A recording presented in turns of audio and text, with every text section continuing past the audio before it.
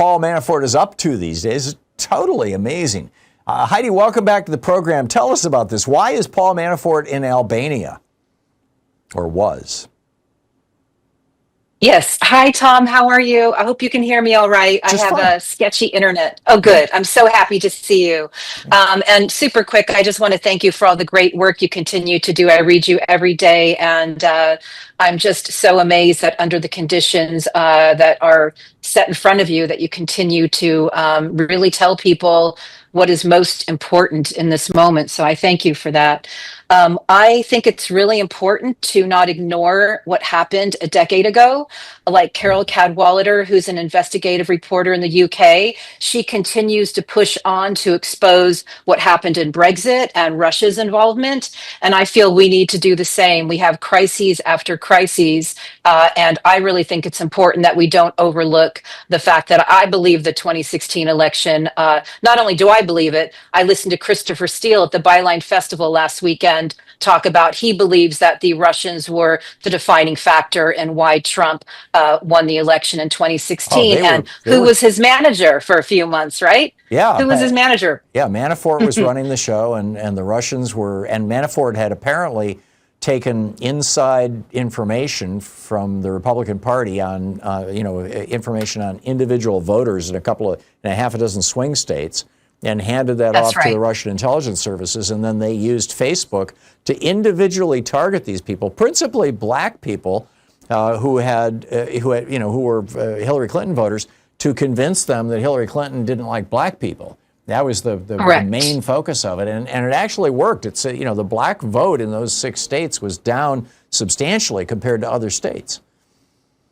Correct. So what's really important is that while Paul Manafort was working pro bono on the Trump campaign, he had offered to give private briefings to Oleg Deripaska, who's an oligarch that he was in debt to.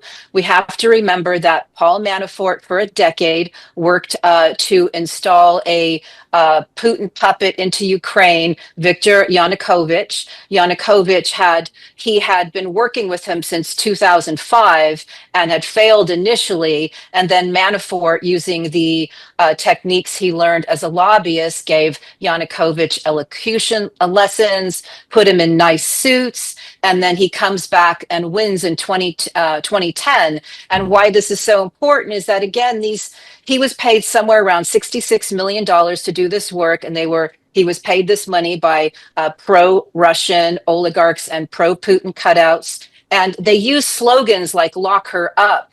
And we repurposed those slogans, as you know, in 2016. So they had a playbook, and that playbook was used in the Trump campaign.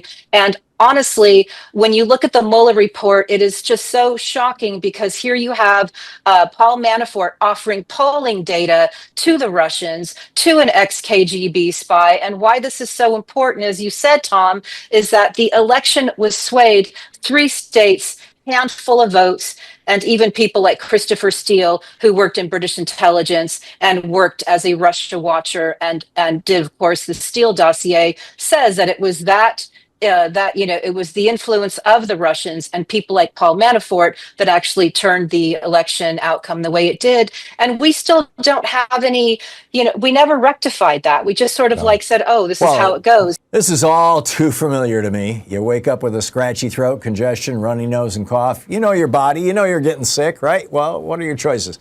Tough it out, get sick, and take time off work? Hope the doctor can see you this month? Wait 2 hours at urgent care and have people cough all over you? Or open your medical emergency kit like mine. I just match my symptoms to the doctor-recommended prescription, start at the right meds, and nip this thing in the bud right now. This is not a first aid kit. It comes with doctor-prescribed meds to treat dozens of common and serious medical issues. Strong antibiotics for infections of all types, strep throat, pneumonia, UTIs, bronchitis, and a lot more. Plus, a doctor's easy guide so you'll know exactly what to take and when. No waiting to see the doctor, no waiting at the pharmacy. My meds are in my kit. Every home should have at least one medical emergency kit. You can get $35 off at urgentcarekit.com/Tom, T-H-O-M, when you check out. That's promo code Tom at urgentcarekit.com/Tom. What's astonishing right now is that you've got the the person who Tulsi Gabbard, who is just a regular on Russian television and has taken pro-Putin positions for years now, just came out and said, "Oh well, you know, this was a complete lie that Obama said that the Russians hacked the election." Well, Obama never said the Russians hacked the election. What Marco Rubio's Senate committee concluded was that the Russians influenced the elections, principally through Facebook, as you and I were just talking about, because with the information that Paul Manafort gave them. And so here you've got, you know, I think a Russian stooge who's running our intelligence agencies, who is putting out just a clear straw man disinformation campaign here to try to distract us away from thinking that Russia had any influence on us in the 2016 election. It's just breathtaking. It is, absolutely. And again, I look at somebody like Paul Manafort as just a Democratic hitman. He's the guy that you pull in when you need a fixer. And he did it for the Trump campaign. And he has a history, as you likely know. They called his lobbying firm the Torturer's Lobby because he worked with so many dictators, some of whom, many of them had to flee revolutions. One of them actually burned his opponents alive. And there was no morality. It was just literally just taking the money and giving a veneer of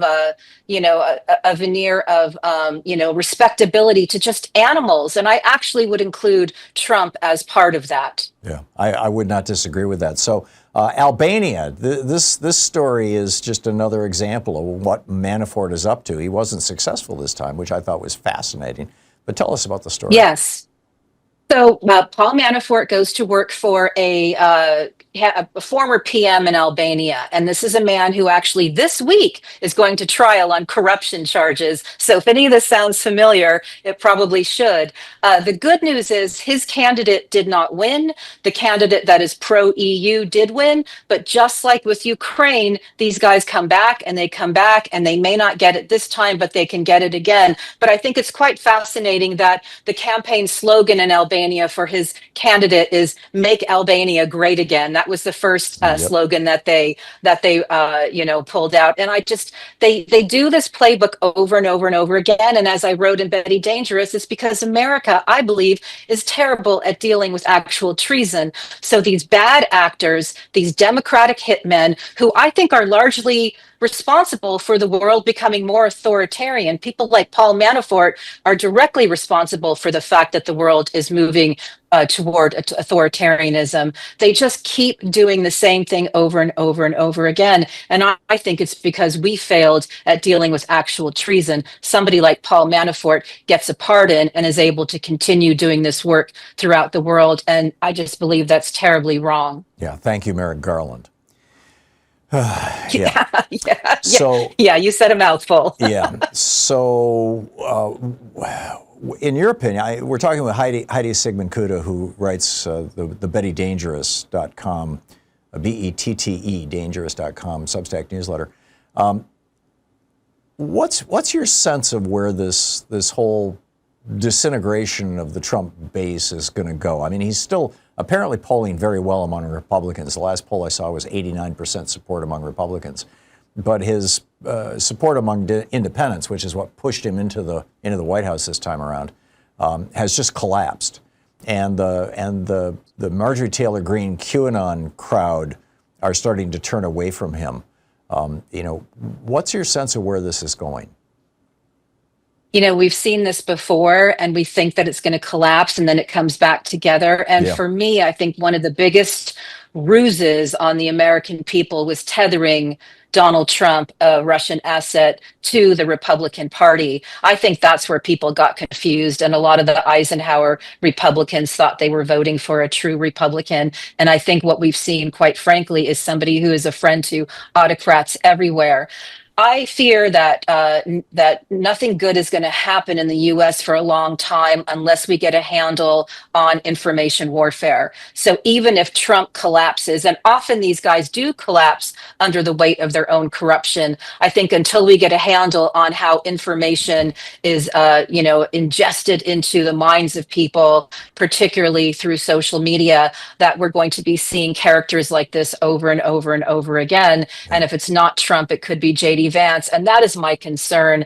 And I am looking at ways to start promoting coming up with sovereign technology where we are no longer the subjects of the enemies of democracies. The platforms are owned, as you know, by these oligarchs. And I personally do not want to end up like Russia in the 90s. And that is my big fear. So I think we have to get a handle on information warfare before we can see the end of this. But I will pull out the popcorn if his regime does collapse sooner than later. That would be, that would be wonderful. Yeah, and apparently J.D. Vance thinks he can just pick up the pieces and go on to become the great MAGA hero. And they don't like him. He wears eyeliner. He's married to a brown woman who won't become a Christian.